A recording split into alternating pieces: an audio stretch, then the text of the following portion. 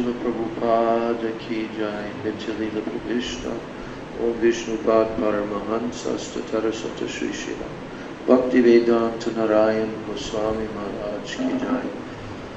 Nitya Leela Pravishta Om Vishnu Pad Paramahansa Statara Sata Shri Srila Bhakti Rakshak Sridhar Goswami Maharaj ki jai. Nitya Leela Pravishta Om Vishnu Pad Paramahansa Astatara Sata Shri Srila Bhakti Pragyan Kesava Goswami Maharaj ki jai. Nitya Leela Pravishta Om Vishnu Pad Paramahansa Astatara Sata Shri Srimad Bhakti Siddhanta Saraswati Goswami Thakur Srila Prabhupada ki jai. Jai Paramahansa Mahabhagavat Srila Gaurakishore Das Goswami Maharaj ki jai.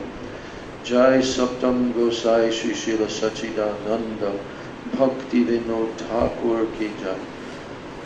Vaishnava Sarvabhauma Srila Jagannath Das Babaji Maharaj ki jai. Shri Gaudiya Vedanta Chadja Baladev Vijayabhusan Prabhu ki jai. Srila Vishwanath Chakravarti Thakur ki jai. Shri Narottam Srinivas Yamananda Prabhu Trai ki jai. Srila Krishna Das Kaviraj Goswami Prabhu ki jai. Shri Rup Sanatan Bhatta Raghunath Shri Jiva Gopala Bhatta Das Raghunath Sada Goswami Prabhu ki jai. Srila Sarup Damodar Rai Ramanandari Gaura Parsada Vrinda ki jai. Namacharya Srila Haridas Thakur ki jai. Prem Sigaho Sri Krishna Chaitanya Prabhu Nityananda Shri Advaita Gadadhar Shivasadi Gaura Bhakta Vrinda ki jai. Jai Shri Antar Dweep Maipur Simanta Dweep Godrum Dweep Madhya Dweep Kola Dweep Rita Dweep Jana Dweep Moda Druma Dweep Garuda Dweep Atmaka Shri Shri Nava Dweep Dham ki jai. Shri Purushottam Kshetra Shri Jagannath Puri Dham ki jai. Shri Shri Radha Krishna Gopa Gopi Go Govardhan Dvada Shavanatmaka Shri Braj Mandala Dham ki jai. Shri Shyama Kunda Radha Kunda Yamuna Ganga Tulsi Bhakti Devi ki jai. Jai Shri Shri Radha Govinda Radha Gopinath Radha Madan Mohan Jiu ki jai. Shri Shri Radha Gokulananda Radha Shyama Sundar Radha Raman Radha Damodar Jiu ki jai. Shrimati Lalita Vishaka Adi Ashtasaki Vrinda ki jai. Shri Rupa Manjari Rati Manjari Ananga Manjari Adi Manjari Vrinda ki jai. Shrimati Brinda Devi ki jai. Shrimati Purnamasi Yoga Maya Devi ki jai. Shri Gopishwar Mahadev ki jai. Sarva Bhishta Pradata Giriraj Govardhan ki jai. Grantaraj Srimad Bhagavatam ki jai. Grantaraj Sri Chaitanya Charitamritam Sri Chaitanya Bhagavat ki jai. Jai Shri Jagannath Baladev Subhadra Sudarshan Chakra Jiu ki jai. Bhakti Vigna Vinashana Shri Nrsinga Dev ki jai. Bhakta Pravara Shri Prahlad Maharaj ki jai. Charudam Charu Sampradaya Charu Acharya ki jai. Akara Madraj Shri Chaitanya Mad ki jai. There's a ringing. It's a little bit, a slight ringing. If I speak loud, then there's a ringing sound. Akara Madraj Shri Chaitanya Mad ki jai. Or Ananya Shak louder. Or Ananya Shakamat Samuha ki jai. Shri Vishva Vaishnav Raj Sabha ki jai. Ananta Koti Vaishnava Vrinda ki jai. Tri Bhuvana Pavana Harinam Samkirtana ki jai. Tri Bhuvana Mangala Harinama Prabhu ki jai. Hare Krishna Mahamantra ki jai. Sachinandana Gaura Hari ki jai. Shri Nityananda Mahajana ki jai. Shri Pancha Tattva ki jai. Samaveta Bhakta Vrinda ki jai. Samagata Gaura Bhakta Vrinda ki jai. Shri Shri Nitai Gaura Premanandi. Hari Hari Bol.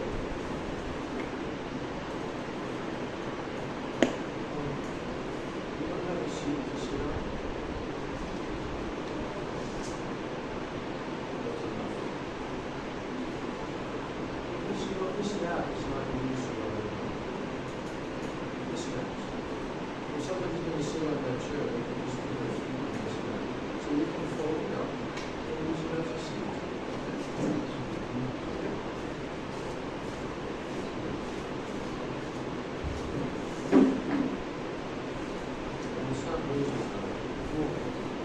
People like the fruits to the food.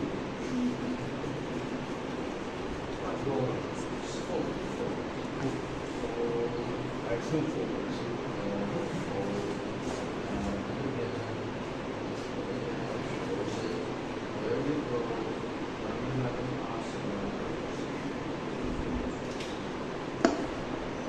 So, we'll sing a short kirtan. And I want to sing one song.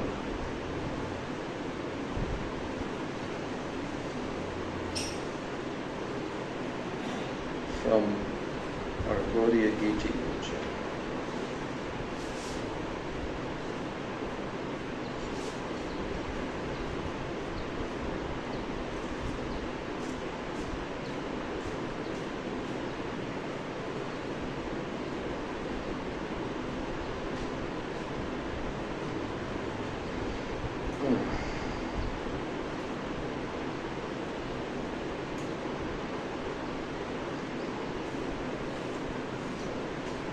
Well, I think I'll just sing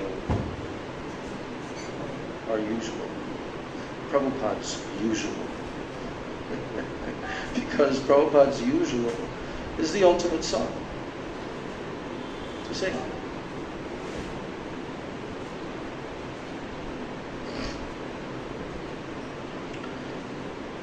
Jaya Radha Madhava Jaya Kunja Bihari Jaya Radha Madhava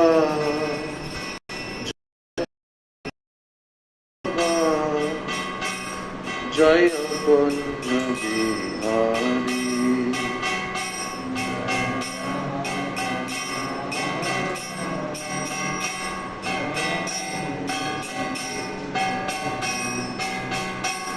Jaya Gopi Gana Vallabha Jaya Girivara Hari Jaya Girivara Hari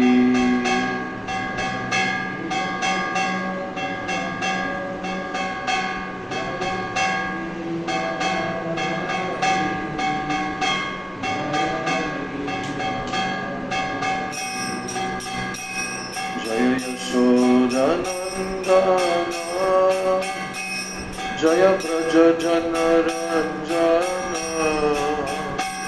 Jaya Braja Jana Ranjana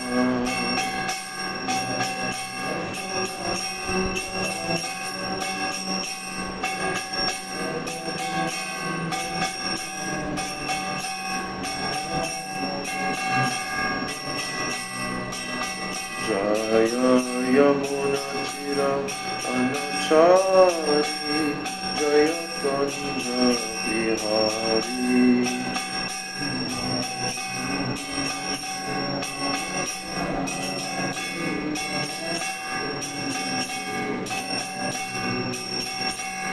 Jaya Yamuna Tira Anachari Jaya Kunja Bihari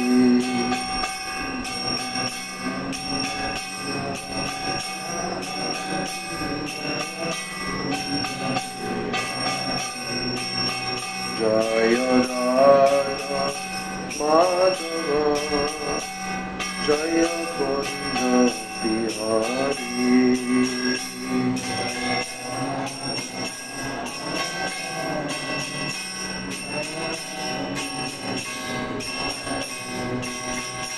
Jaya Shri Krishna Chaitanya Prabhu Nityananda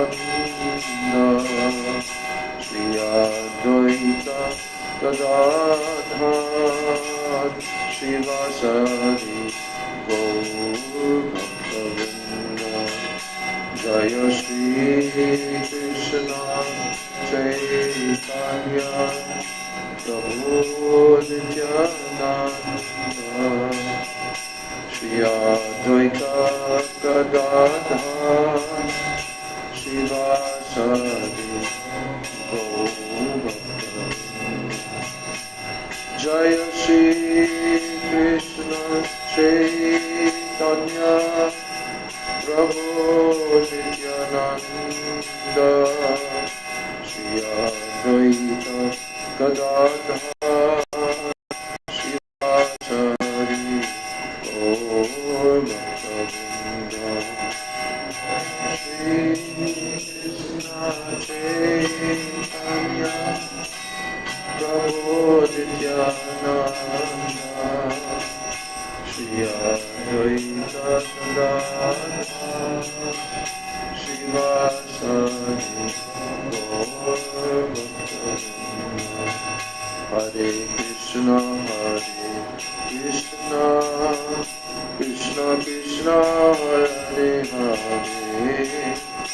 Hare Rama Hare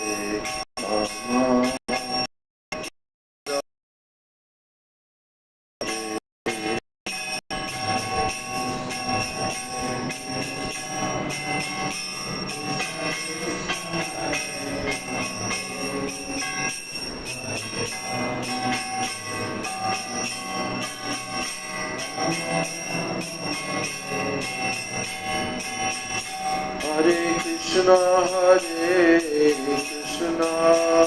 Krishna Krishna Hare Hare Hare Rama Rama Rama Hare Hare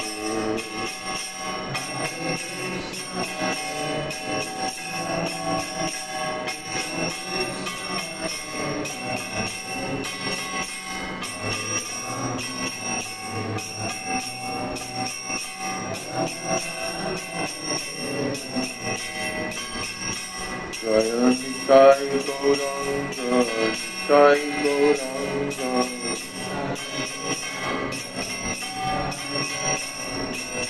Nitai Gauranga Nitai Gauranga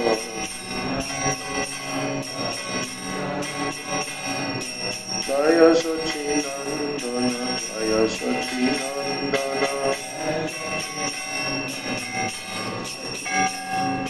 Jaya Sachinandana Jaya Sachinandana Jaya Sachinandana Gaura Hari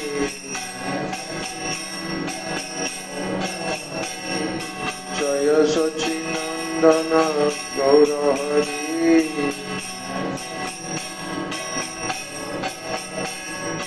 Gaura Hari Jaya Gaura Hari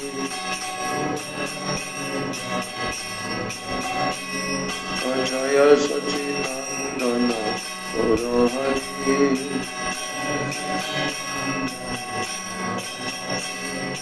Hare Krishna Krishna Krishna Hare Hare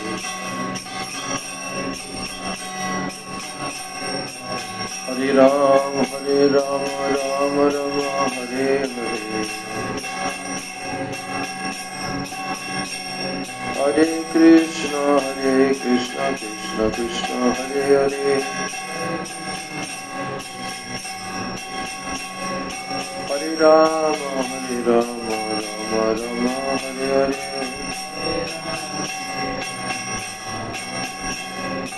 Hare Krishna Krishna Krishna Hare Hare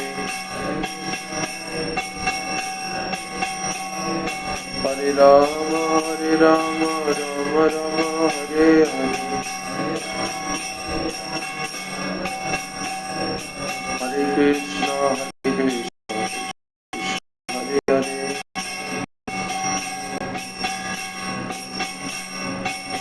Hare Hare Rama Rama Rama Hare Hare Hare Krishna Krishna Krishna Hare Hare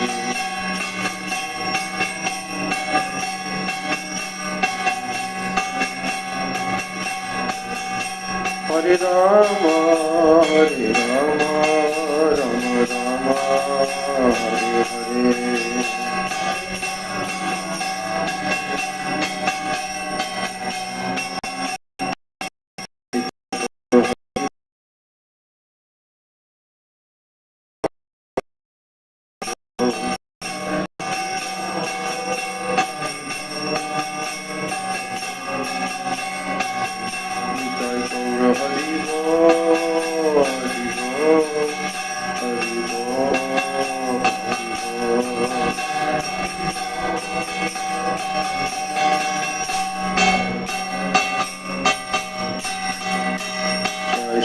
Nitai Gaur Premanande Hare Hare.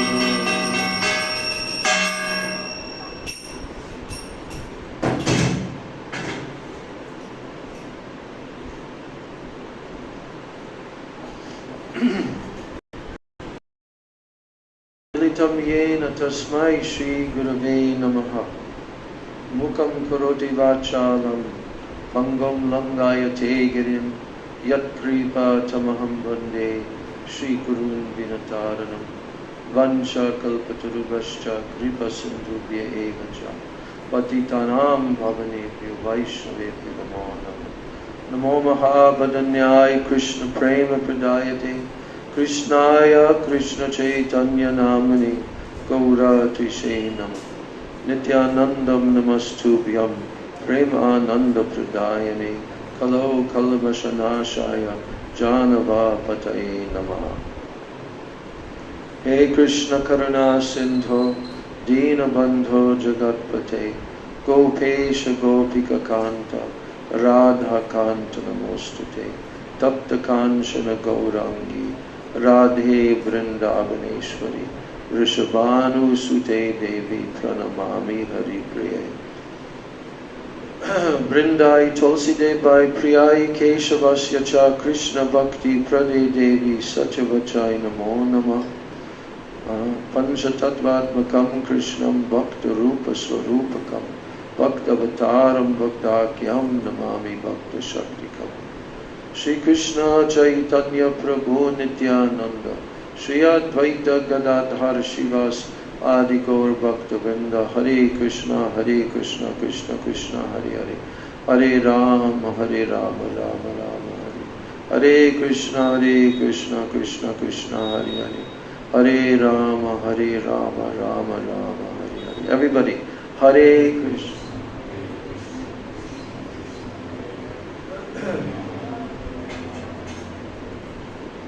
First of all, I'm offering my unlimited Dandavat Pranams, my Shraddha Pushpanjali at the lotus feet of my most worshipful, beloved Gurudev.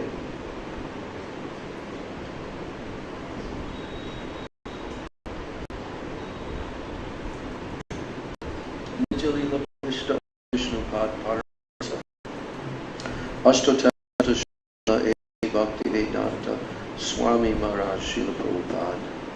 Then I'm offering my same unlimited Dandavat Pranams, my Shraddha Pushpanjali, at the lotus feet of my most worshipful, beloved Siksha Gurudevs, Nityalila Pravishta Om Vishnupad, Paramahansa Astatarasata, Sri Srila Bhakti Rakshak Sridhar Goswami Maharaj, and Nityalila Pravishta Om Vishnupad Paramahansa Astatarasata, Sri Srila Bhakti Vedanta Narayana Goswami Maharaj. Srila Raghunath Das Goswami Pad, our Prayojan Tattva Acharya and the author of Srimana Siksha, as well as Srila Sachidananda Bhakti Vinod Thakur, who is the commentator on this beautiful Mana Siksha. My Dandavat Pranams to all the Vaishnavas and to all the Vaishnavis. So now, we're continuing with the first verse. I'm reading the first verse again. Guru Goshte Goshtalayeshu Sujane Bhushuragane Swamantre Shri Namni Braja Navayuva Dvanvacharane Sadadambam Hitva Kuru Ratimapurvam Atitaram Aiswantar Bratash Chatubira Biachi Dritapada. Everyone repeat. Guru Goshte Goshtala Yeshu Sujane Bhushuragane Swamantre Shri Namni Vrajanava Yuva Dvanva Sharane Sadadambam Hitva Kururatim Apurvam Atitaram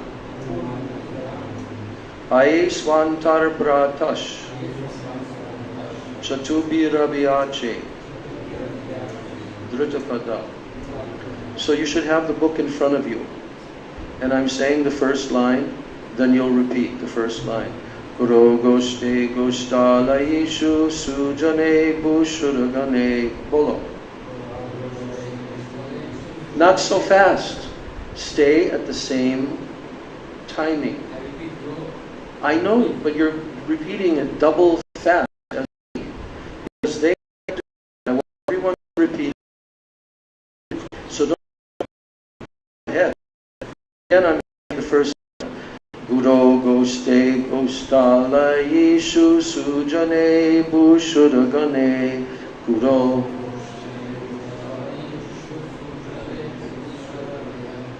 Svamantre Sri Namni Prajanava Yuva Dvanvasharane. Mantre Sri Namni Prajanava Yuva Dvanvasharane. Sadadambam Hitva Kururatima Purvam Atitaram. Sadadambam Hitva Kururatima Purvam Atitaram. Ai Swantar Bratash Chatubirabiyache Dritapada.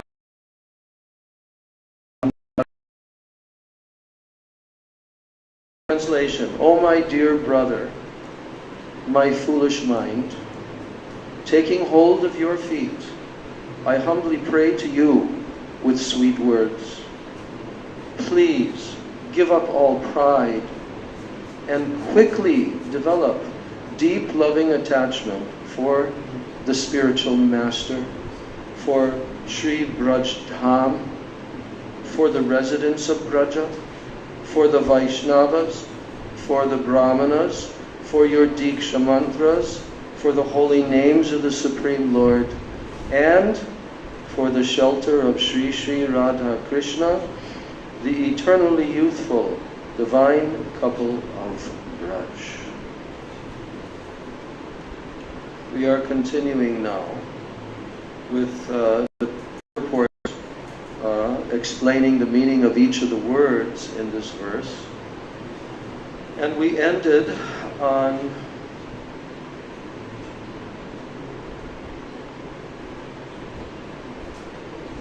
Dambam Hitva, number 9 in the purport.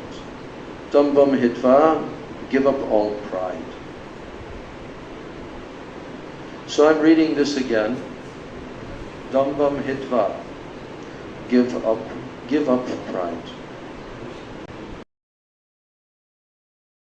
Patata, ignorance, avidya, dishonesty, kutilata, and depravity, shatata. These are different aspects. These are different aspects of pride. All of these. Illusion, deceit, hypocrisy, ignorance, dishonesty, depravity. These are all different aspects of pride. So in the cultivation of bhakti, if someone wants to cultivate bhakti, then all desires and all aspirations in the mind, other than those which will increase one's pure love for one's most worshipful deity, one's Ishtadeva. All of those desires and aspirations are known as kapatata. Means hypocrisy. Hypocrisy. The influence of avidya, it increases when there is a predominance of the objects in this world, and you're always thinking about it, and you're trying to move in that direction of satisfying your senses with all the material objects of this world. That's called predominance of fruitive activity in your so-called bhakti. So, if that's there, then the influence of ignorance, of avidya, it increases. It increases when there is a predominance of fruitive activity, or impersonal knowledge, or mystic yoga practice in the performance of sadhana bhakti. So if it's mixed into sadhana bhakti, what will increase? What will increase? If it's mixed, into sadhana bhakti. You're doing sadhana bhakti, but then you have these other influences there. Then what will increase? Avidya. So a person can be a devotee. Oh, I'm a devotee of Krishna. I got initiated. Yes, I'm trying to follow the 4 regulated principles, chant 16 rounds every day, go to the temple, etc., etc. But in your heart, in your mind, you're aspiring for so much material enjoyment, the temporary material enjoyment of this world, or impersonal knowledge, or mystic yoga practice like this. So while you're doing your daily bhakti, if that's there in the heart, then as a result of it being there, the influence of ignorance, avidya, it increases. It increases. So, when there is any type of unfavorable attitude, any type of unfavorable attitude in the cultivation of Krishna bhakti, then what is that? It is the covering of Maya.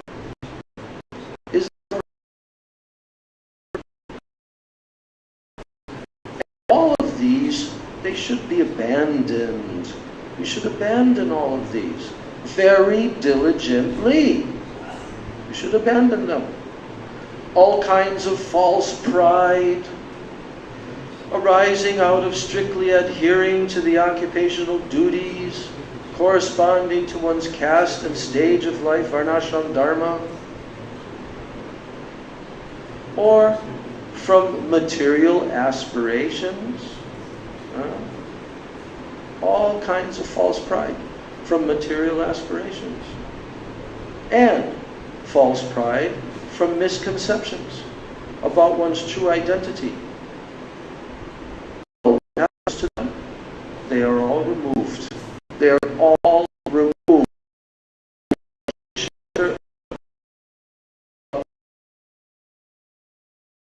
But if someone doesn't take shelter of Shuddha Bhakti, will they be removed? My question, if someone doesn't take shelter of Shuddha Bhakti, will these things be removed?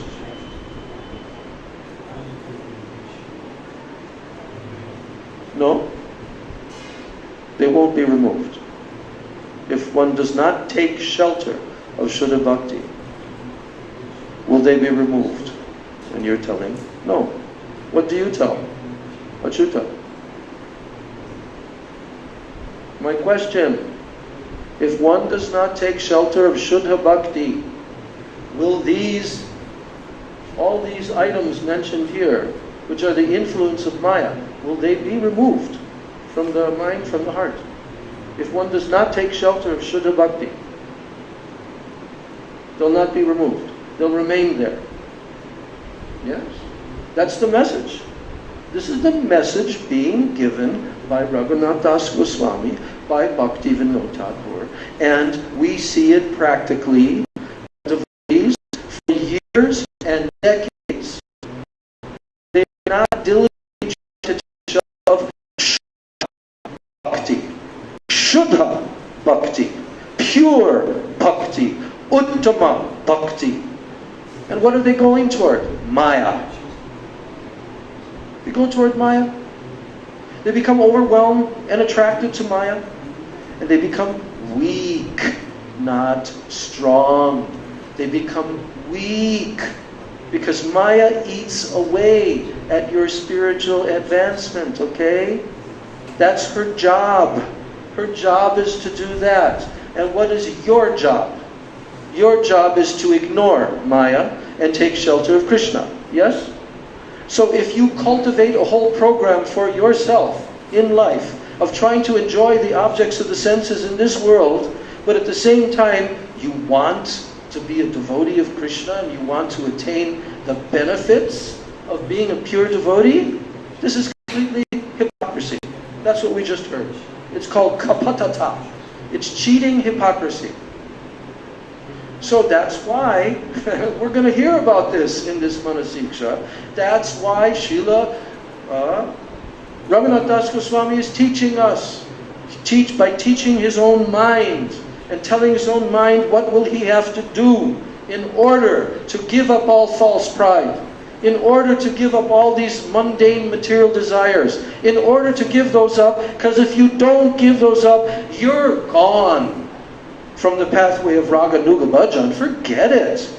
And even in the pathway of Vaidhi Bhakti, you're not going to make much advancement. Yeah, you'll creep along. You'll creep along. Yeah, you're chanting, you're trying to do this, that. But if you don't make an earnest effort to give these up and to take full shelter of Shuddha Bhakti, then what, Gauranga? Then what will happen? Huh? Huh? You will what? You will go in Yeah, you'll be affected by the lower modes of nature, and you'll be covered by what? Avidya. There's two things that the living entity can choose: vidya and avidya. We've already chosen avidya for millions of lives. Yes, we have. But now, vidya is an opportunity to develop transcendental, pure knowledge which will make us happy and will make everybody who we're connected with happy. But as long as we are selfish, ego, that's like English, egoism. Egoism, selfish. Don't you have a word that actually says selfish, that you think only about yourself? Is there a word for that? That you're thinking only about yourself and your happiness. Self-love. Huh? Self-love. Something. Someone of you. Self-love. Self-love. Egoist. No. Someone of you. Egoist. Okay, at least you have one word correct. Ego. So, we've been under the spell of false ego, ahankar, for many lifetimes. Now in this life, we are given the chance to abandon this misconception, this avidya, and take on real knowledge: who am I, and what is my duty in life. Maya, some more, devotional pathway, but we want to make a whole plan. I'm going to go here, and then I'm going to enjoy with this person, then I'm going to enjoy my senses in this way. Oh, guess what? You have been completely captured by Maya. And you know what Maya means? The word Maya means not this. It means illusion. It means illusion. So an advancing Vaishnava can look. An advancing Vaishnava who's seriously practicing can easily look and detect where various devotees on various levels, where they're at internally. By what? By watching what are their external activities, what are their external words that they speak, all of these things. So when someone comes in contact with a Uttam Mahabhagwat Vaishnava, then it's time to surrender. It's time to surrender.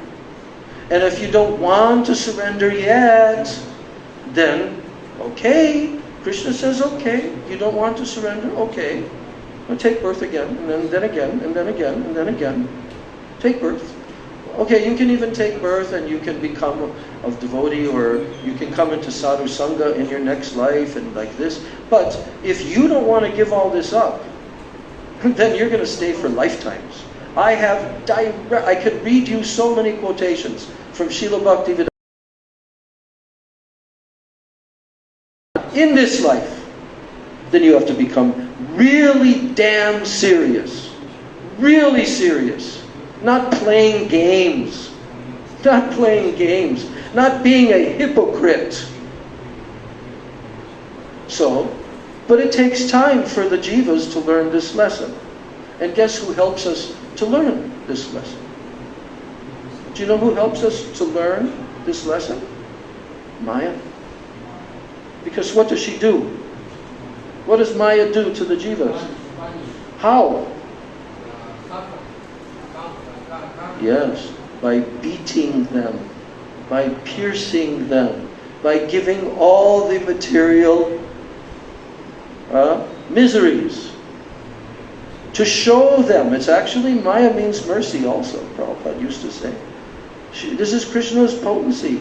She's teaching the living entities. Slapping the hand. Don't do. Don't do. But we don't want to hear that. And then when we're all crushed and destroyed, and then, oh Krishna, oh Krishna. And then we start trying a little bit more again. We start to try, but we've become very weak. But we try. So this is why our Gurudev told, don't be weak. This Manasiksha is about becoming strong. Fiercely strong. That's what it's about. You want to become that way? Then read this, apply it in your life. It's not enough to just read it.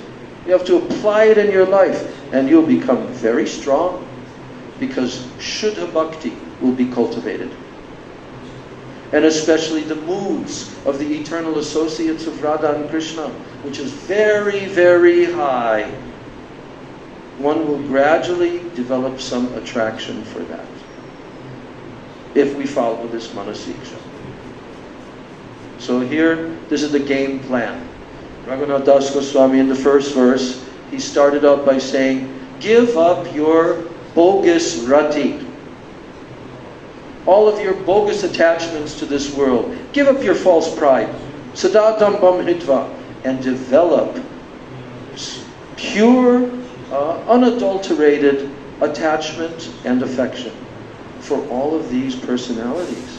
Guru, for the Guru, for the holy Dham, Goshte, Goshtala Ishu, for the eternal residents of the Dham, Sujane, for the Vaishnavas, Ushuragane, for the Brahmanas, Swamantre, Sri Namni, for your mantras, for your Harinam, and finally for the shelter of the lotus feet of the divine youthful couple in Braja. Yes.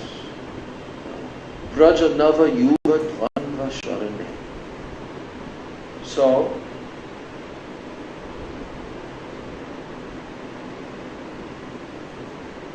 all of these things, all these misconceptions, they'll be removed by taking shelter of Shuddha Bhakti, unalloyed devotion.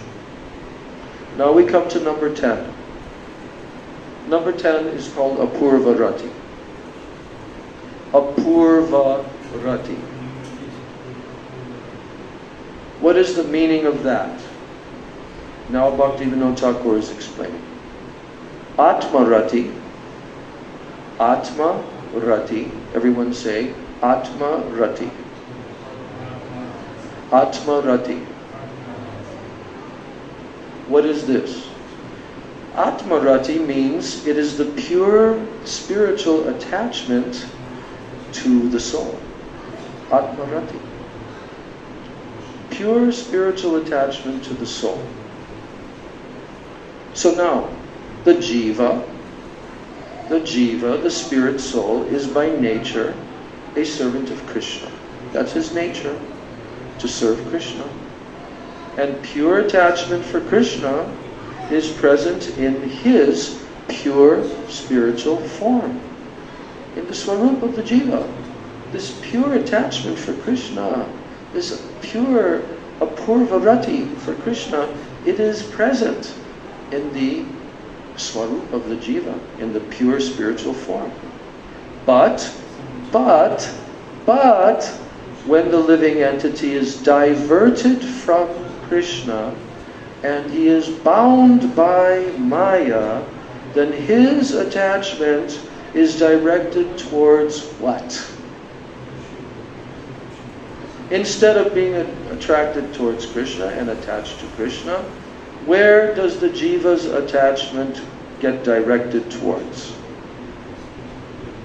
The perishable temporary objects of this material world. Perishable material objects. That's where our natural rati gets directed. So, this perverted attachment, perverted, it means it's not true. It's a complete deviation from that which is true and normal and natural. It is perverted. So, yes, this perverted attachment that is connected with Maya, this is actually just incidental. That means it's not your real attachment. It just happens to be influencing you. But what is the effect of that? It's very full of distress. It's distressful. There's so much suffering and distress. Because it's perverted attachment. It's not the Atma Rati of the soul. Now, it is only in pure Krishna Bhakti, only when someone is performing pure Krishna Bhakti, then that Rati of the soul, it finds its place automatically. Oh yes, actually, Krishna is my beloved. I should always be thinking of Krishna. I should always be serving Krishna. And that arises in the heart. And it solves all problems. Yes, it solves all problems. So in other words, what does that mean? In other words, pure love for Krishna is itself Atmarati. That's what Atmarati is, pure love for Krishna. And why is it that pure love for Krishna is called Atmarati? Because Sri Krishna, who is he? Who is Sri Krishna? Sri Krishna is the super soul of all souls. Krishna is the soul of all souls. He's the Paramatma, he's the super soul of all souls. Yes. That's why it is natural and normal for the Atma to be attracted to Krishna, who is the supreme Atma. He is the super soul. So when this Rati, when it reaches its mature state, when this Rati reaches a mature state, then the more this pure Atma Rati, it evolves naturally.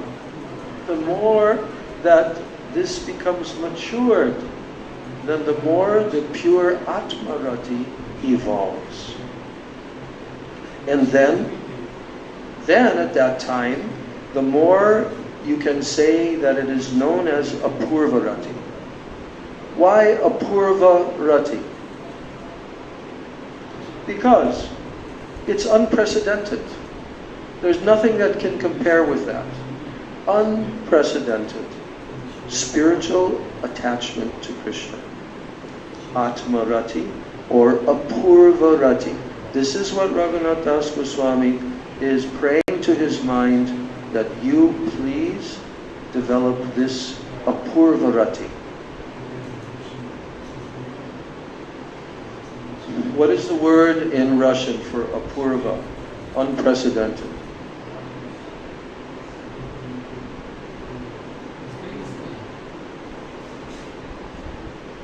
That it's incomparable. You can't compare to anything else.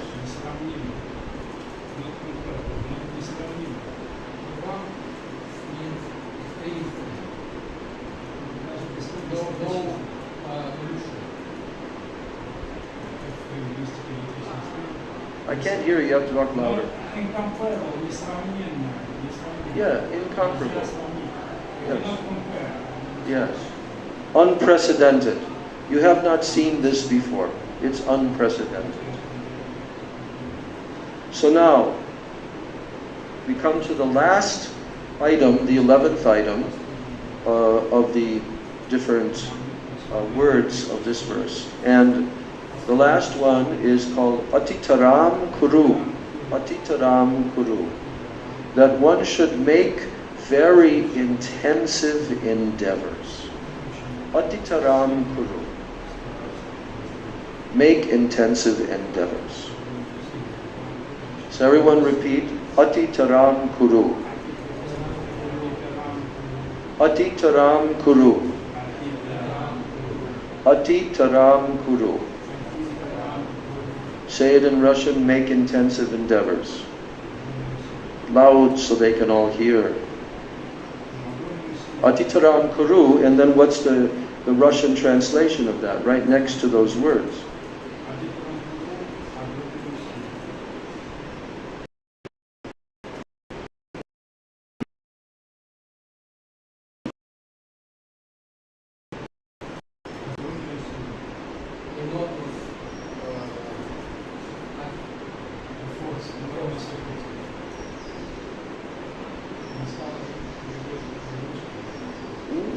How do you say to make very intense endeavors?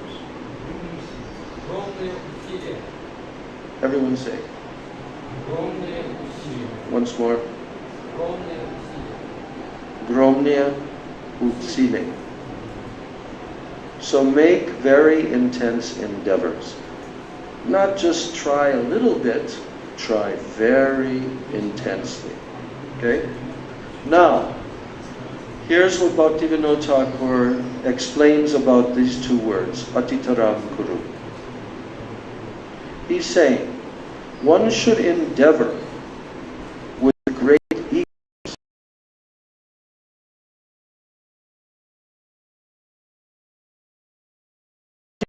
He told you, I'll pay you $1 million. If you just go and climb Mount Everest. And you're not a mountain climber, you don't have any experience with that. But he says, I'll pay you $1 million if you'll go and climb Mount Everest. What would you do? Gauranga, what would you do? What would you do? I just will rent the helicopter. No, you have to climb, you can't cheat. You have to climb Mount Everest with your feet, okay? You're not told about feet before. No, but this is the point. The point is this. If someone told you climb, not go by helicopter, you climb Mount Everest and I'll give you $1 million. What will you do? What will you have to do in order to climb Mount Everest? You're just going to get a backpack and start climbing? Are you absurd? What? No. Just tell exactly what steps you would have to take. I want to know what you'd have to do. I know what I'd have to do. I'd have to get a new body. Because in this body, it's not going to work. But if you think that in your body, you can climb Mount Everest, what are you going to have to do? Tell me step 1, step 2, step 3. I will find people who knows about this. Okay, that's the first step. You'll find people who know about it. That's very good. And then what will you do when you find those people? I give him some money. He will give me experience in a small field. Where maybe half of Everest. I will train. He will train you. He will train me. He will Yes. teach me how to climb to small mountain. Okay. And after this, I will increase high. Higher and higher. Okay. And after maybe 4 or 5 before, I will try to. Okay. So you're going to go there in your dhoti and your t-shirt? Are you going to go there in your dhoti and your t-shirt? I'm talking reality here. Reality. You have to have hundreds and hundreds of dollars worth of very high-level equipment. Otherwise, you'll die. Do you know how many people die? Just this year?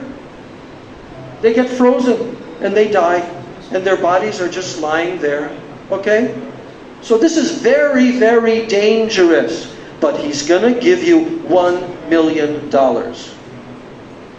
So what are you going to have to do? You're going to have to train like hell. You're going to have to go into the gym. You're going to have to lift weights. You're going to have to do running. This person is going to have to train you to be a top-level athlete. Okay? Your body has to be conditioned. Your mind has to be conditioned. You have to have all the necessary equipment. You have to have the experience of going and doing it like you said. Little by little, increasing like this. And then when you have earned your way, after many months, this ain't going to take a few days. This is going to take the whole year, 2 years, whatever it takes. You're going to have to go through all of that intensive endeavor. And even then, you may not make it. You may not make it. I don't know what the percentage is, but I've looked. There's some videos that show that anything can happen. Weather conditions can come. They can get too crowded. You don't make it. You make it only so far from it, but you have to reach the actual tip point. And if you don't do it, you get nothing. Okay, so I've given you an example of making what? Intensive endeavors. And do you think that you're going to achieve Krishna Rati, Atma Rati, without making intense endeavors? Oh, you are completely cheating yourself. You will have to make intense endeavors. That's why Raghunath Das Goswami said, Aditaram Guru, make intensive endeavors. So, Bhaktivinoda Thakur says here that one should endeavor with great eagerness, to obtain Atmarati. That's what we want. We want love for Krishna. Right? You want love for Krishna? Ty хочешь любви Кришне? Ty хочешь? Да. Это называется Atmarati. Okay? So one should not remain complacent. You know this word complacent? What does complacent mean? Russian. Complacent. It says right here, one should not remain complacent.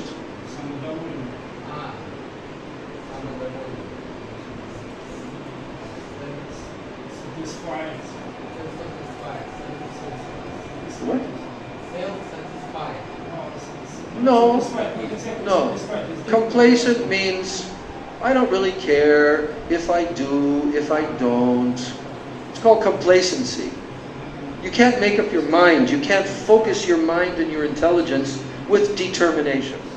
So here, Bhaktivinoda Thakur is saying one should not remain complacent. Thinking what? Thinking like this. Oh, bhakti will arise of its own accord by some good fortune. And you don't make any endeavor for bhakti to arise. Oh, it will come by some good fortune. So that's called complacency. Now, the more that one's spiritual strength increases, right? Your spiritual strength increases. The more that it increases, then what happens? We already read this.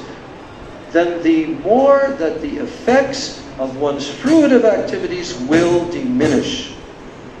When your spiritual strength increases, the effects of your fruitive activities will decrease. They will diminish to that extent. And then he says, when this happens, that your fruitive activities will diminish, your spiritual strength increases, then what will happen? Without doubt, one will obtain the mercy of pure devotees and the Supreme Lord. Did you hear that? Without any doubt. You read the translation to that sentence in Russian, loudly, so everyone can hear. No, bring him the microphone. No, I want to hear it also. like pretty strange. Because It's okay, just whatever it has some, without doubt. There's no doubt. Samenia nieto. без сомнений. Without doubt, one will obtain the mercy of pure devotees and the Supreme Lord. Человек обретет милость чистых преданных и потом Верховного Господа. Да? Милость Чистым преданный чистых преданных и потом Верховного Господа. Верховной Господа. Okay? So without doubt. Without doubt. The more that your spiritual strength increases, then the more the effects of fruitive activities will diminish. And then what happens to you? Without any doubt, you will obtain the mercy of Chisti Priyadani, pure devotees. And then the Supreme Lord, Krishna. Without doubt.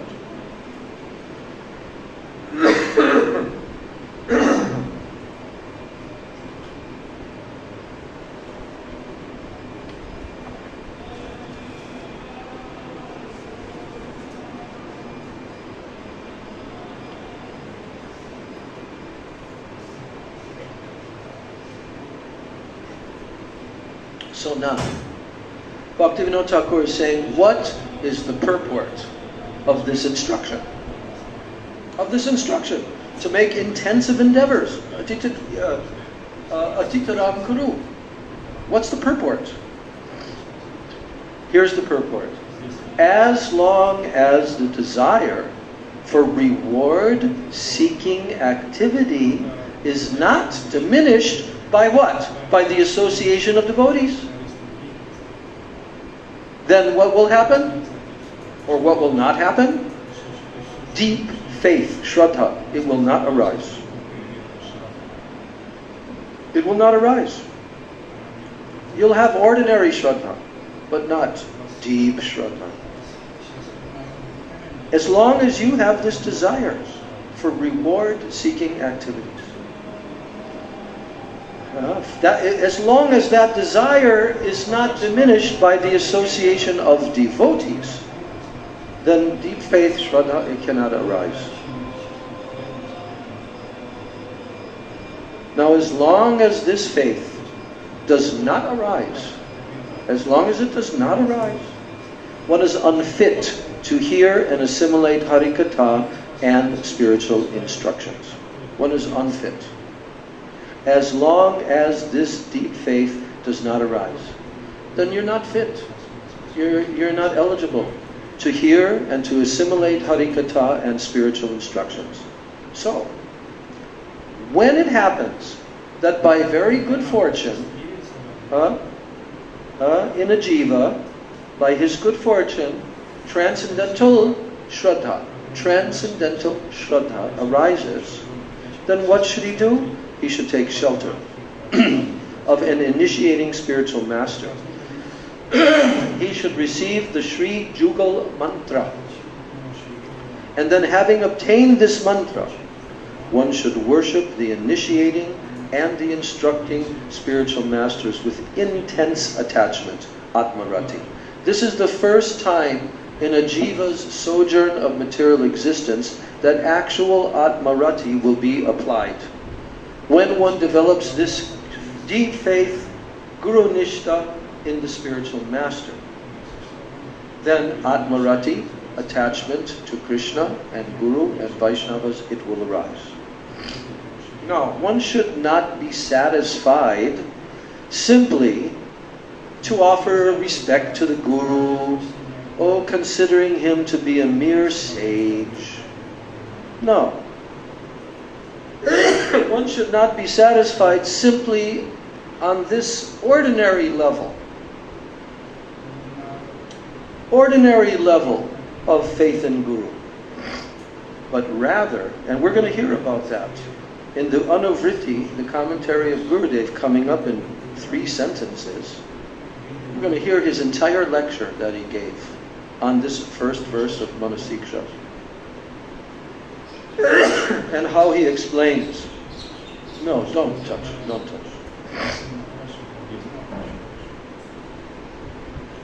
So, rather than being satisfied simply to offer respect to the Guru, considering him to be a mere sage, rather one should serve him with love and devotion, and accepting him as one's dearest friend,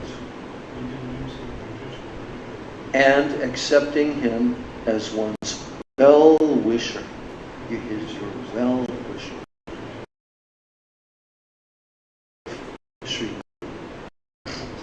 Now, the three kinds of Vaishnava devotees we've heard many times. That means the neophyte level, Kanishta, then the intermediate level, Madhyam, and the topmost level, Uttam. So, all of these different Vaishnavas on different levels, they should be offered respects suitably.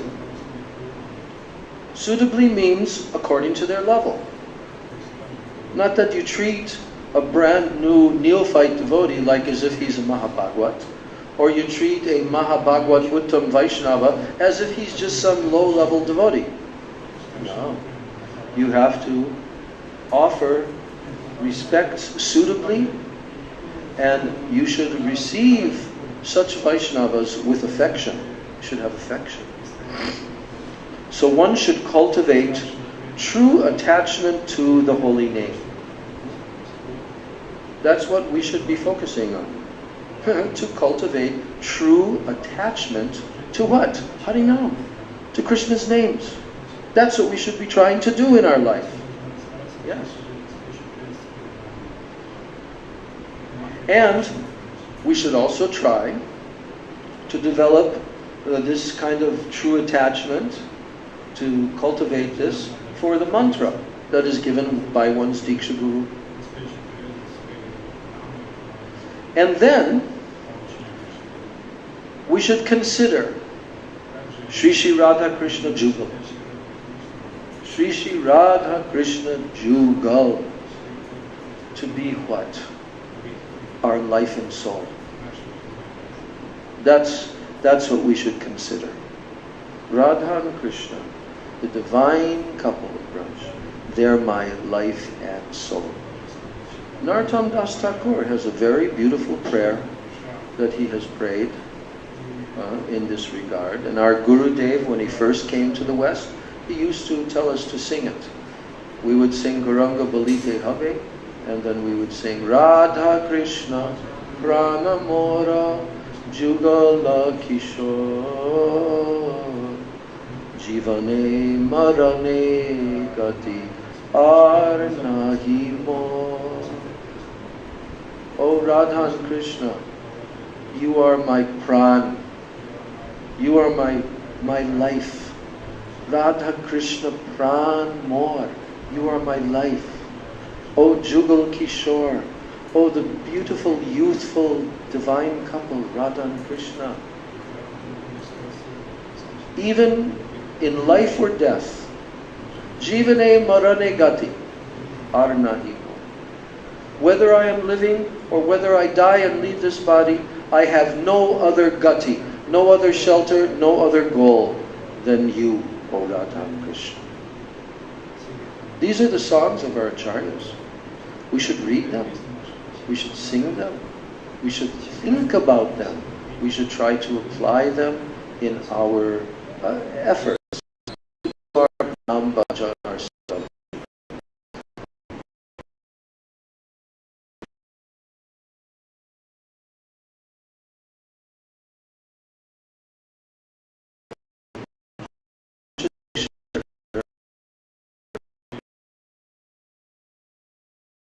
Discussion of the purports given by Srila Bhaktivinoda Thakur for the first shloka of Manasiksha, and now there's a very special treat that is added in the Srila Gurudev's edition of the Manasiksha. He gives his Anuvriti, his commentary. He gave the title Anuvriti, and you know what the Anuvriti is? His own lecture that he gave in Hindi, translated into English. for the first 4 verses of Manasiksha. His Anuvritti commentary is there. It's his lecture. Now we heard all the concepts. Now let's listen to Srila Bhaktivedanta Narayan Goswami Maharaj teaching this in his class to the serious sadhaks.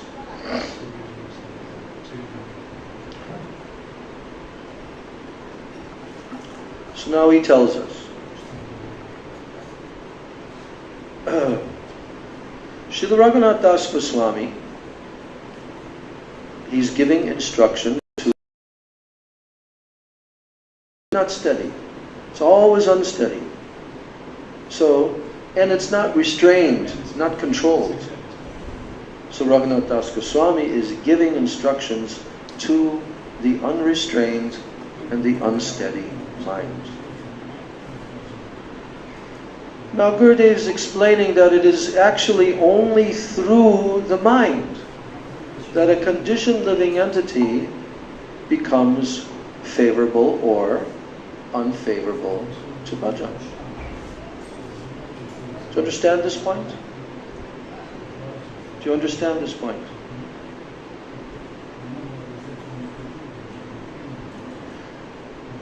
It is only through our mind, our subtle mind intelligence like this. It is only through our mind that a conditioned soul can become favorable towards bhajan or unfavorable. It's up to us.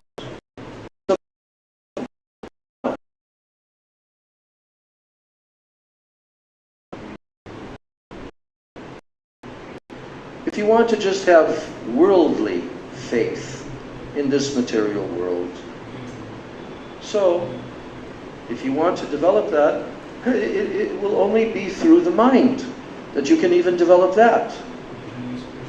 So the mind pervades a person's life. You cannot avoid, you cannot escape. Mind is with you all the time, every day, 24 hours a day. And actually this mind has been with us for millions of lifetimes. The same subtle body. You know, yes, this body will go to 3 different places. It will become transformed into 3 different objects. Do you know what those 3 objects are when the body dies? What?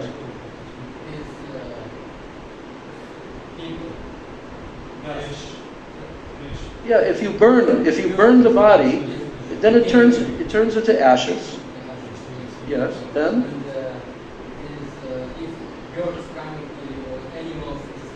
And they eat your body. Birds, animals, yes, they eat your body. Then what happens to your body? It goes inside their mouth, goes in their stomach, and comes out as what? Huh? Huh? It comes out as stool.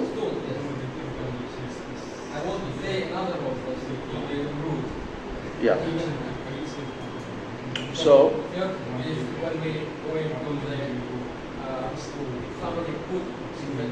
yeah, like a lot of people, they bury the bodies in the earth. So what happens over time? Huh? Yes, it will merge with the earth, and also insects who are in the earth, they'll also eat, but mainly it will be gone. It will merge into the earth. So the body, this body, Srila Prabhupada used to say in his famous lecture, this body that you are soaping so nicely in the shower, soaping so nicely, this body, it will become stool, ashes, or earth. Yes or no? Yes or no? You're going to mummify the body like they try to do in Egypt and keep the body going on for centuries? Huh? No. Eventually the material nature will completely take over. So, what's the point? The point is,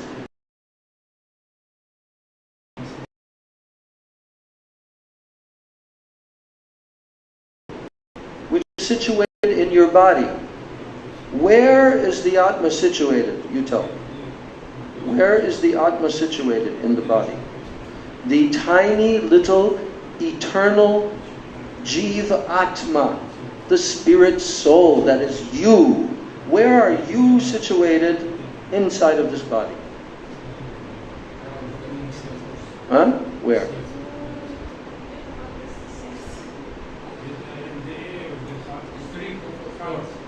In the area of the heart. No. And the Atma is suspended on what? It's like floating, like suspended on what?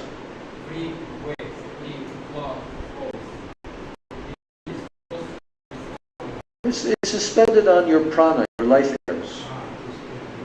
When the life air leaves the body, this spirit soul leaves the body, then the body's not conscious anymore.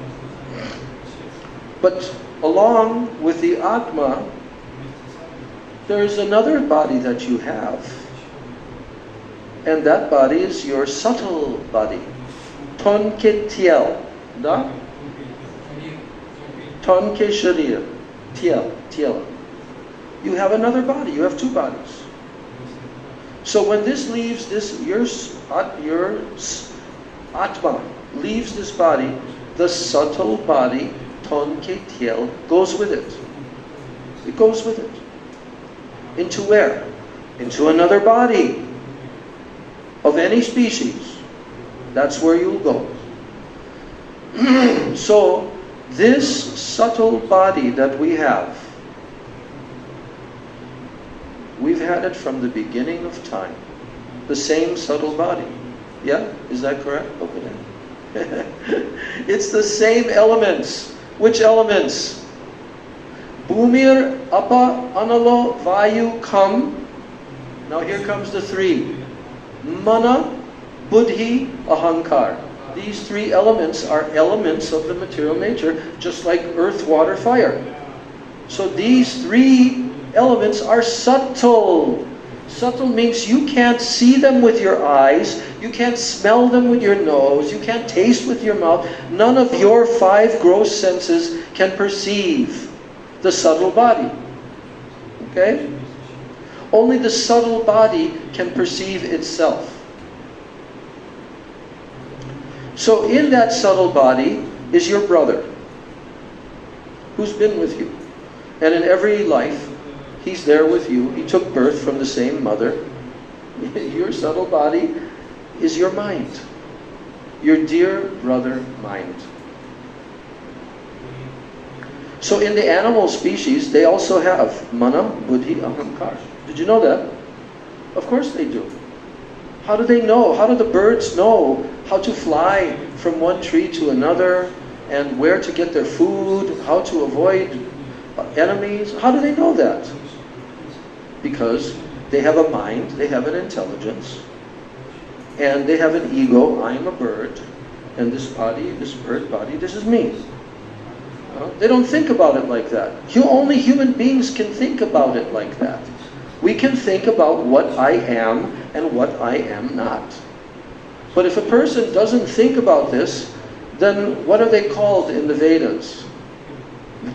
They're called a two-legged animal. Human beings are called dvipada pashu, two-legged animal.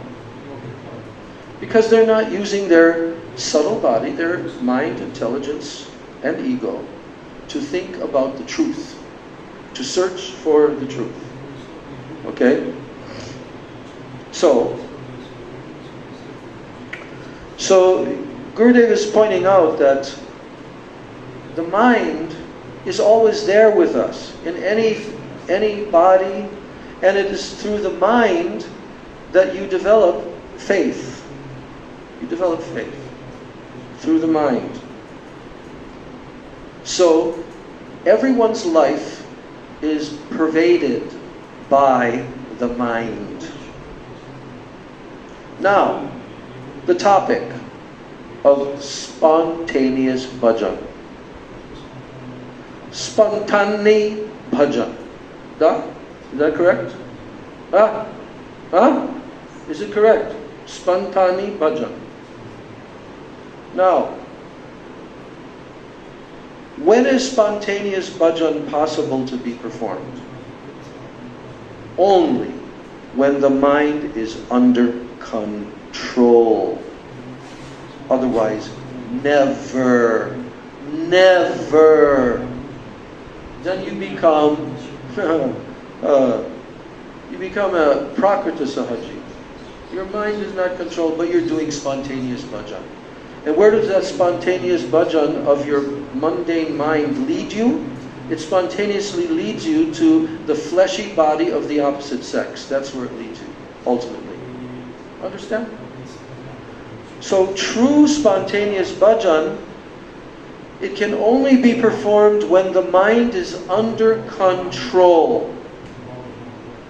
So therefore, Sri Raghunath Das Goswami, he composed these verses of the Manasiksha for what? For the benefit of the sadhaks. His mind is under full control eternally. But he's composed this Manasiksha for us. We're trying to practice. And when we learn the Manasiksha, it helps us to control the mind. So therefore, Raghunath Das Goswami developed intense greed. He developed this. Intense greed for these verses of the Manasiksha. And when did he develop this intense greed?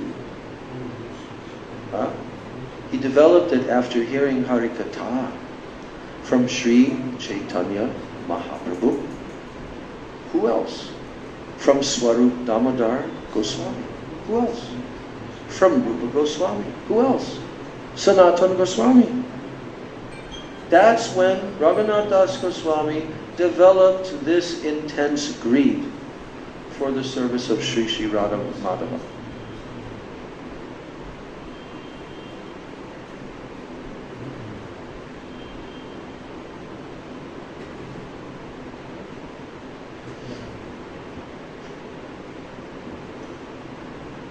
So, although Raghunath Das Goswami is actually in this world to perform this service for Chaitanya Mahaprabhu of appearing to be like a conditioned soul in this world. And therefore he showed the path by his own life for what we have to do. He's telling us what we have to do. And that is why he is called Prayojan Tattva Acharya. He is teaching us how to attain the ultimate goal of life. So now, Gurudev is repeating how Raghunath Das Goswami is praying to his mind, and Gurudev is telling, "Oh mind, please give up all pride and all deceit, and develop a Purvarati for the lotus feet of the spiritual master, for Sri Braj Dham, for the residents of Braja, the Vaishnavas, the Brahmins, your Diksha mantras, the holy name, and the shelter of Sri Sri Radha Krishna Juba." So Raghunath Das Goswami is praying in this first verse like this to his mind.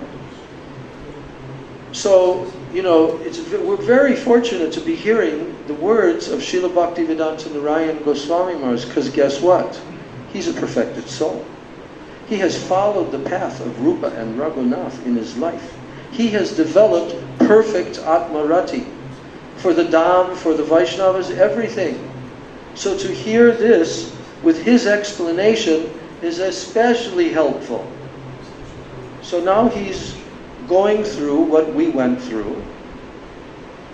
He says the word Gostalayan, Guru, Goste, Gostalayan, topmost level, Vaishnavas who live in Braja. How do they live in Braja? In their Swarup, in their eternal spiritual identity, all the time. Those are called Gostalayan. If someone is not in that category, where they're not living in their Swarup, in Braja, then they're not Gostalayan.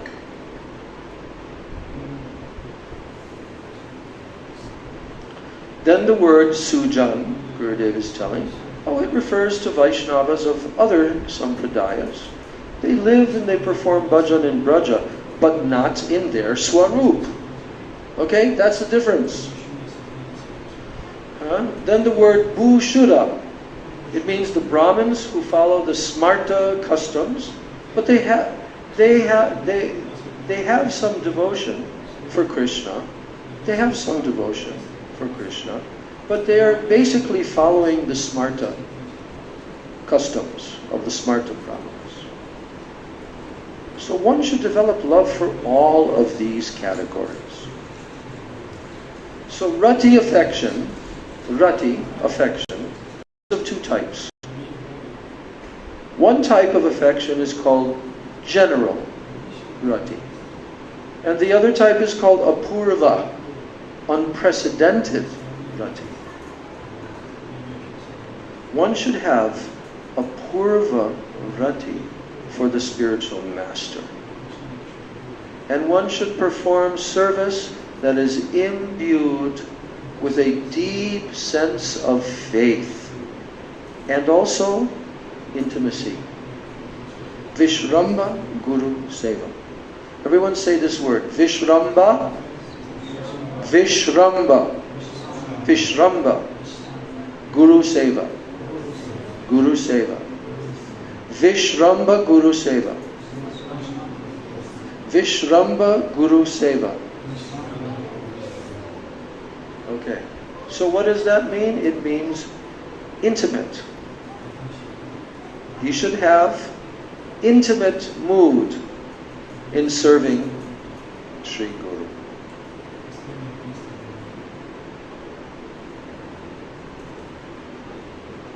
So this is called apurva rati, unprecedented loving affection. So this is called Vishramba Guru Seva. When you have affection and love for Sri Guru, and you want to serve Guru in the Guru, these are the foundation of bhajan. It's the foundation. If you want to build a building, you have to first of all build a foundation. Otherwise the building cannot stand. Right? You want to build a building. You know this big huge temple that they're building in the ISKCON property across the Ganga? The TOVP temple? Do you know how long time they worked on the foundation before they started building the building? A few years. A few years. They were digging down. They were driving these piles deep, deep, deep down into the earth. So if you want to build a skyscraper building like you see there in Dubai, that famous building that goes way up, up, up, up, up. It's unimaginable even. But do you know what's underneath that building? Almost the same depth of the piles are driven down into the earth. Otherwise, how is it going to stand straight like that? No, it will go and crash. So, Gurudev is saying that service to Guru and resolute faith in the Guru, these are the foundation of bhajan. You want to do bhajan? You have to have this foundation. Why? Because the spiritual master is the guide of your devotional life. He's the guide. He's already traversed this pathway, and now he's guiding you along where you take your little baby steps. And he's teaching step by step by step. You see. So now, Gurudev is talking about Guru, but the different types of Guru. He says there are 4 types of Guru. Now, the first type is called a Vartma Pradarshak Guru. This is the Vaishnava who provided original guidance along this pathway in the beginning of one's spiritual life. Vartma means path. Pradarshak means to show you the path. Vartma Pradarshak Guru. So all Vaishnavas, in my own spiritual life, I've had a number of Vartma Pradarshak Gurus. who have shown me the pathway, you see. So that's the first type of guru. Second type is the Diksha Guru, one who gives initiation, either in Harinam or in Diksha mantras, or both. So he's called the Diksha Guru. Then the Siksha Guru, the instructing spiritual master, Siksha Guru, is another type of manifestation of Krishna. And what's the fourth type of guru? Krishna himself in your heart.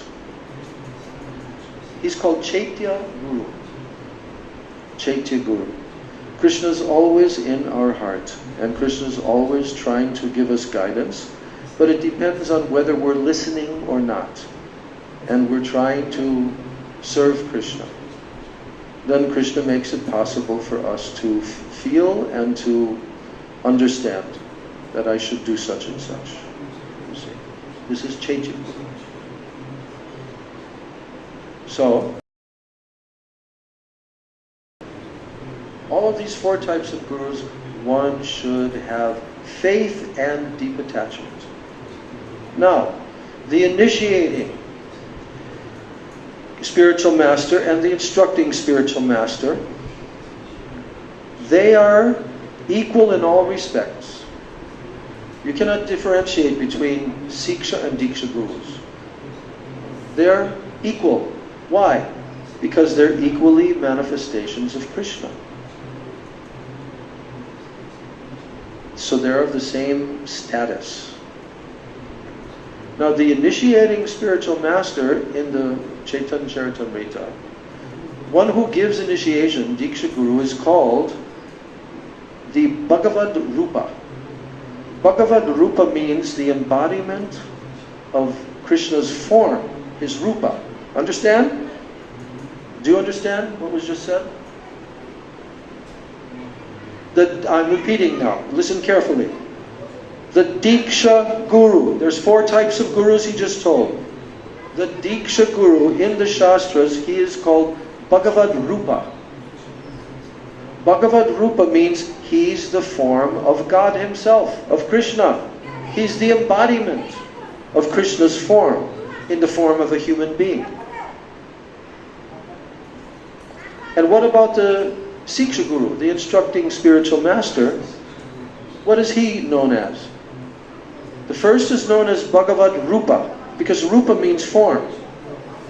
And the Siksha Guru is called Bhagavad Swarupa.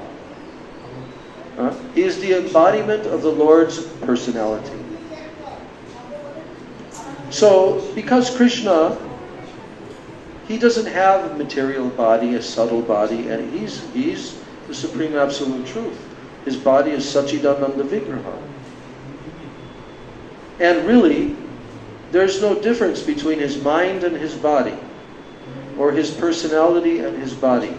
But for the sake of understanding how these two manifestations of Guru are different, but yet one at the same time, one is called, in Chaitanya Charitamrita, the Diksha Guru is called Bhagavad Rupa.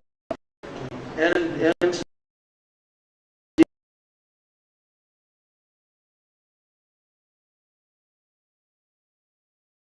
what did I just say? What did Srila Gurudev just say?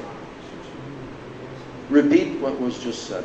About Diksha Guru, it is Bhagavad Rupa, творение формы Бхагавана. Шиши Гуру — это творение личностных качеств Бхагавана. Бхагаван Шиши. Его как бы сохранение.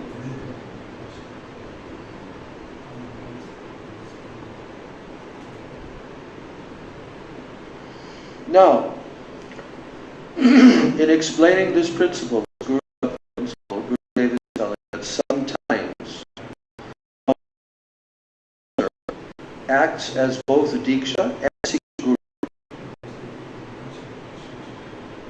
What do you all think about my spiritual master, Srila Prabhupada, Bopadev Prabhu's spiritual master?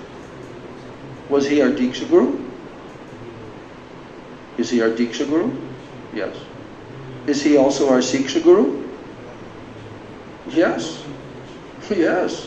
Not only ours, he's the Siksha Guru of the entire world.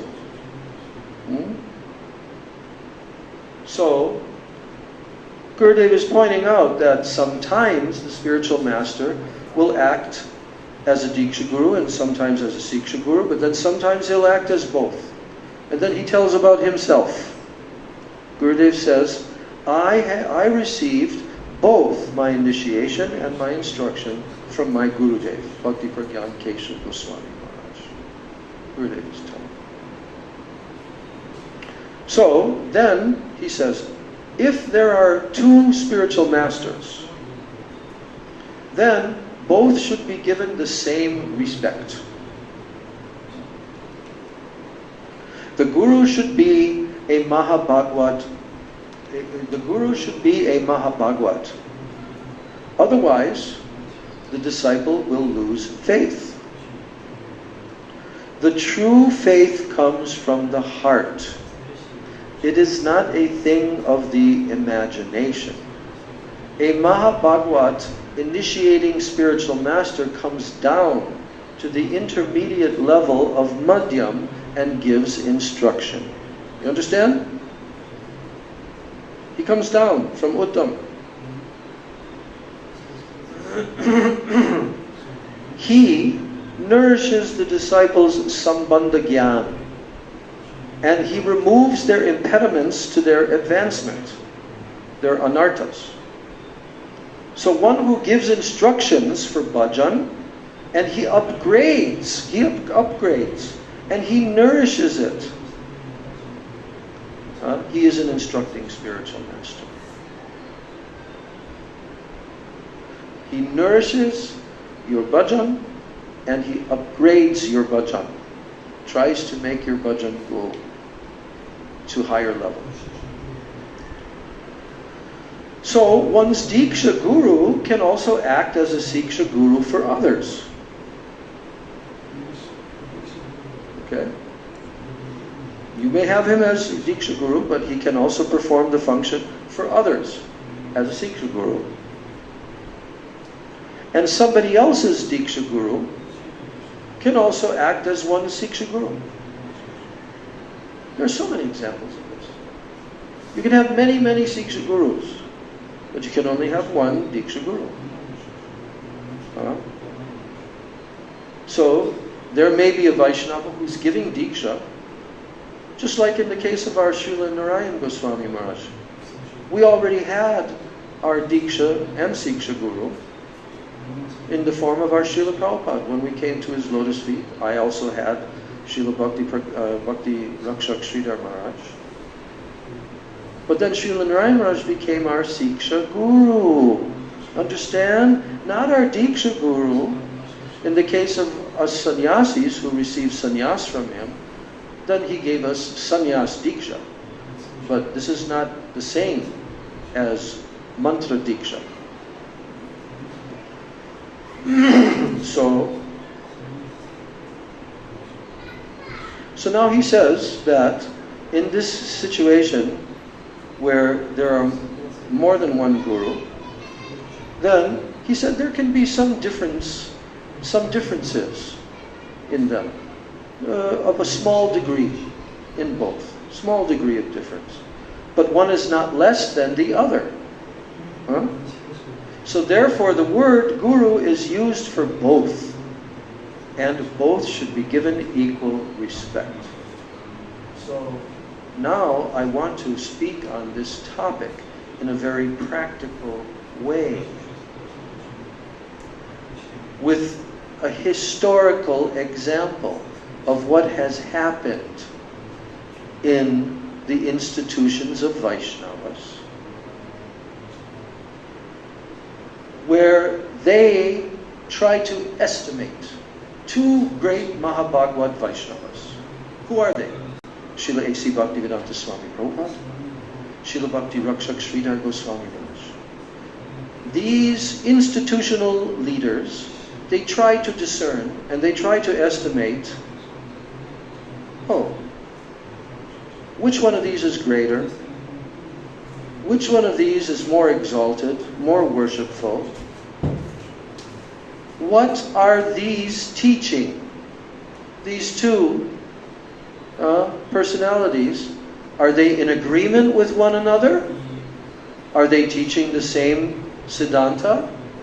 Or are they teaching something other than this? Are they teaching different Siddhanta?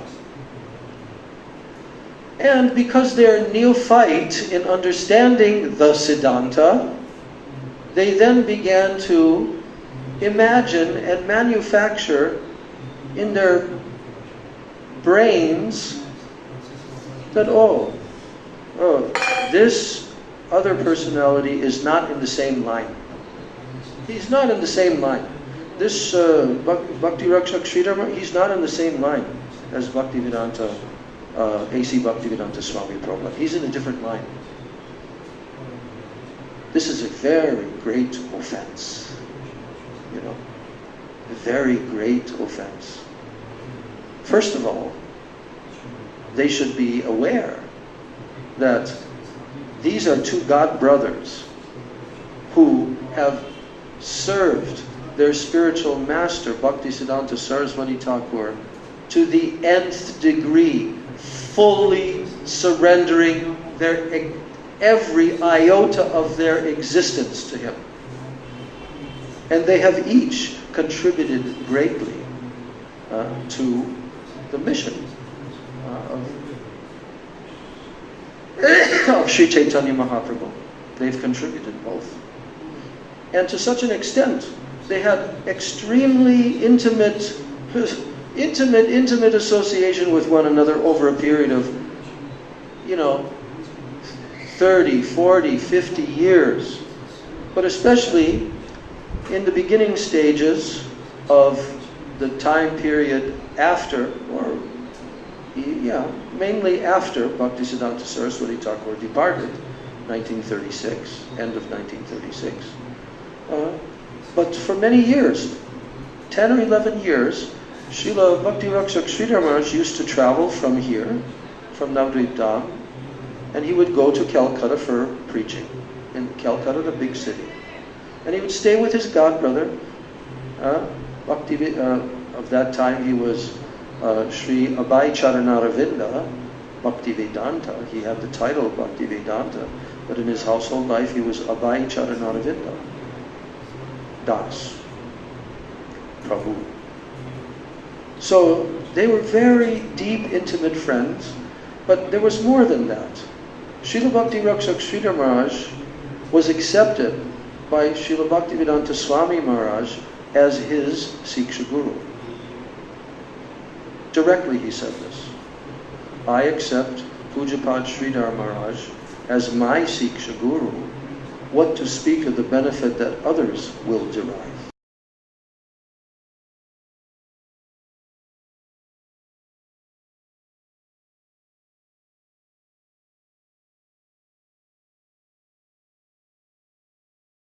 Given very clear instructions to his leading senior disciples who will manage after he leaves this world, that they should go to Bhakti Rakshak Sridhar Maharaj for spiritual guidance.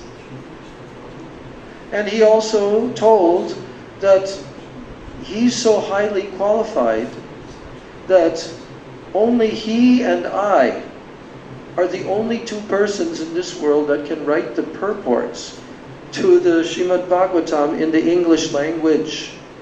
Realized personality. Myself and my godbrother, Bhakti Rakshak Sridhar. So many histories are there.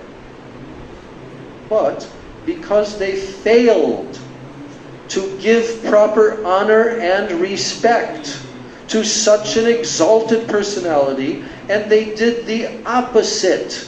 They criticized. They tried to find fault. They tried to preach everywhere, don't associate with him. He's out of the line of our Bhaktivedanta Swami Prabhupada. What did they do? They fell down.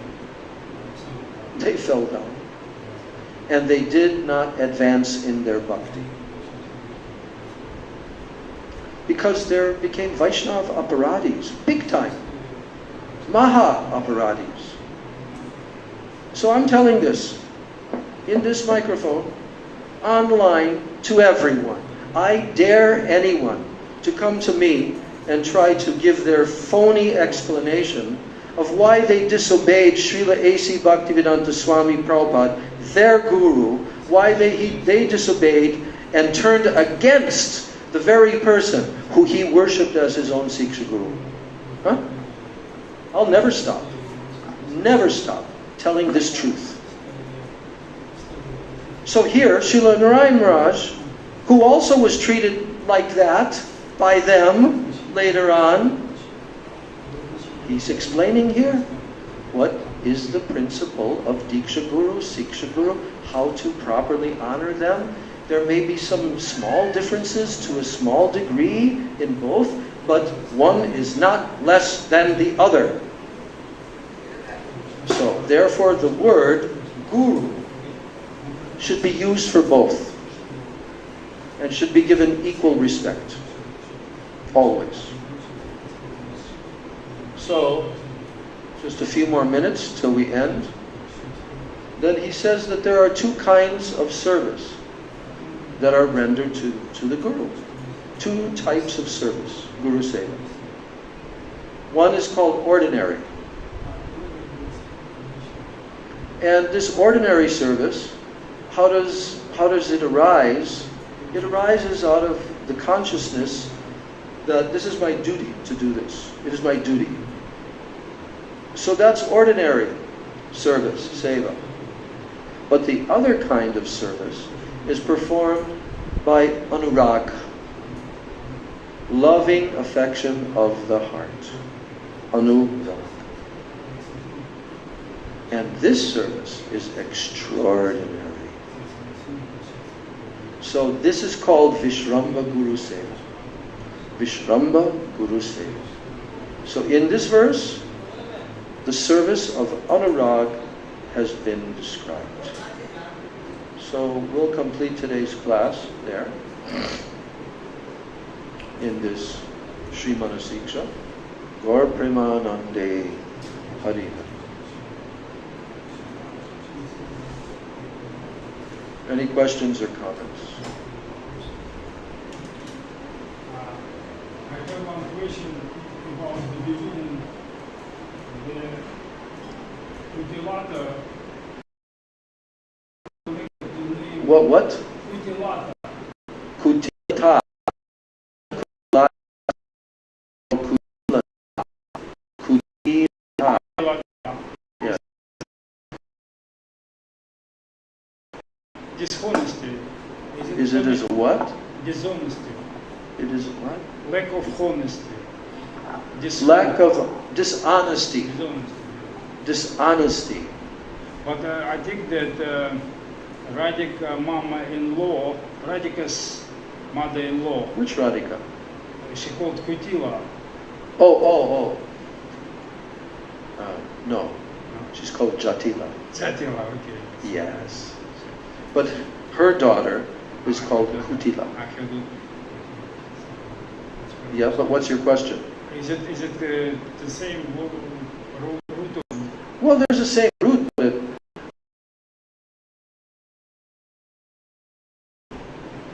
their personality is somewhat described by their names also.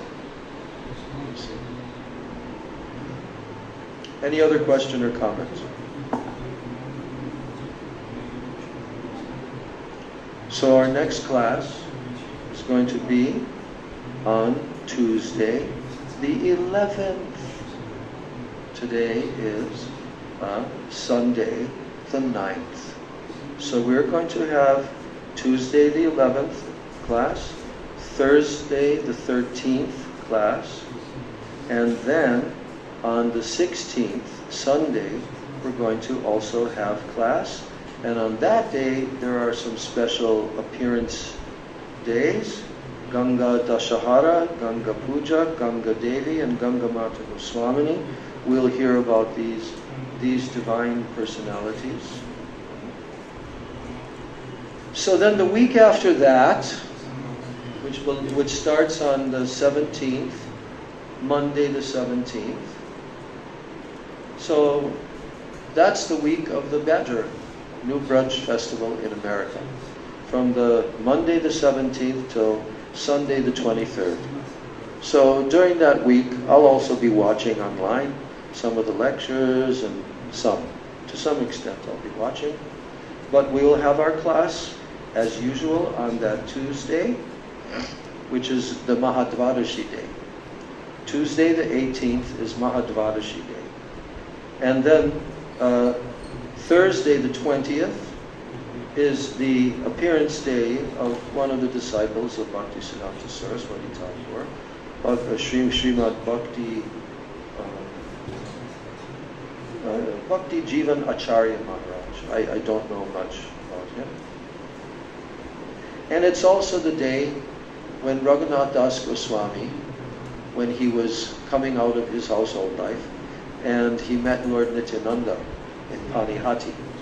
And Lord Nityananda ordered him to put on a huge festival called Chira Dahi Festival. Dahi Chira Festival. You know what Dahi Chira means?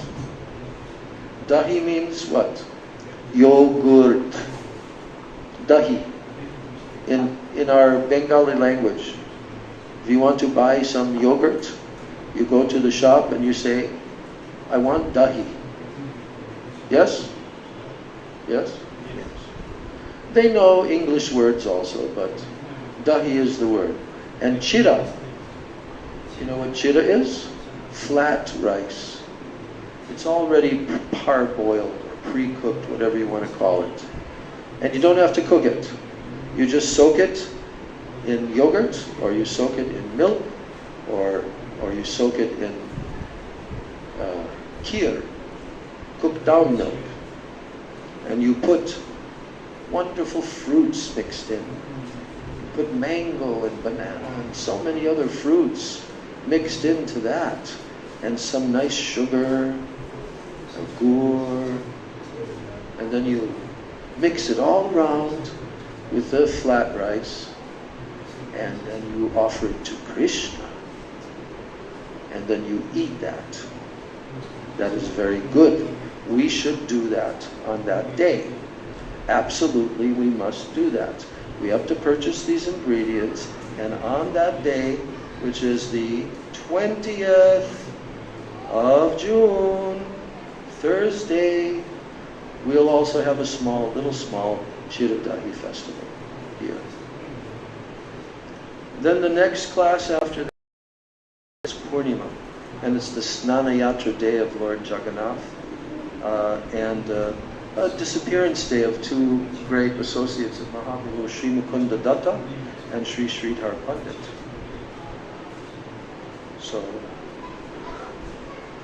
So we'll switch on that week, which is the same week that the festival is going on in Badger.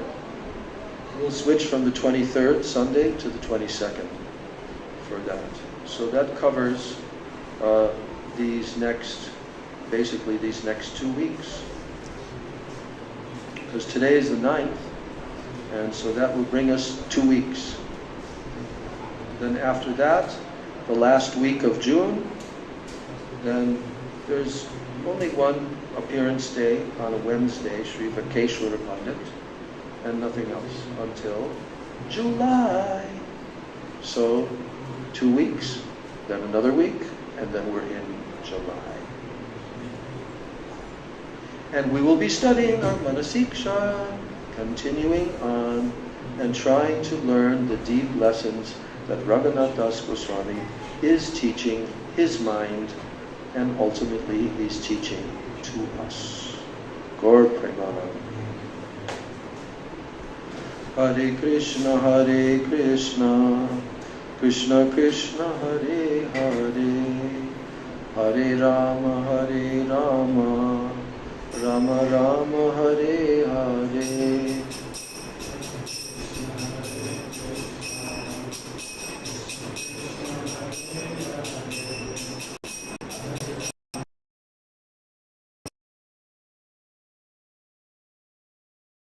Hare Hare Rama, Hare Rama, Rama Rama, Hare Hare.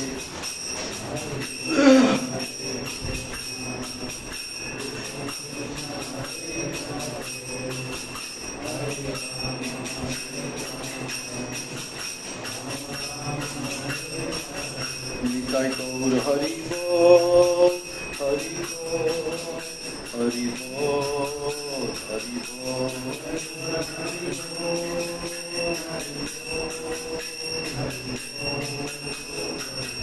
Nitai Gaur Hari Bol, Hari Bol, Hari Bol, Hari Bol.